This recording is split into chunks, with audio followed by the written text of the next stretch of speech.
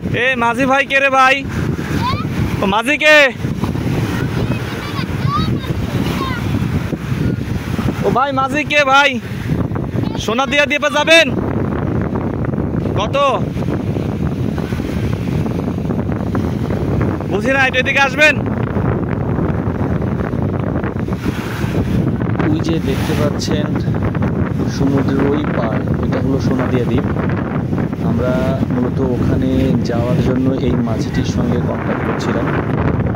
ওখানে যেতে হলে আসলে এইসব ছোটো ছোটো বোট যোগে যাওয়া পসিবল, কারণ এই সময় আসলে নদীর তেমন সমুদ্রের তেমন স্রোত বা জোয়ার ছিল না। তো ওই জন্যই আমরা এই মাঝিটির সঙ্গে কথা বললাম। পরবর্তীতে অবশ্য এনার সঙ্গে দর কষাকষিতে আমাদের হয়নি, সোনাদের দ্বীপে যাওয়াও হয়নি। কিন্তু কারণটা হচ্ছে আমরা পরবর্তীতে বোট পাইনি যাওয়ার জন্য।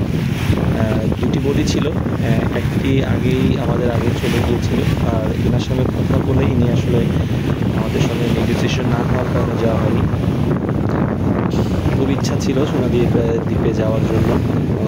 সোনাদিয়া দ্বীপের অনেক গল্প শুনেছি,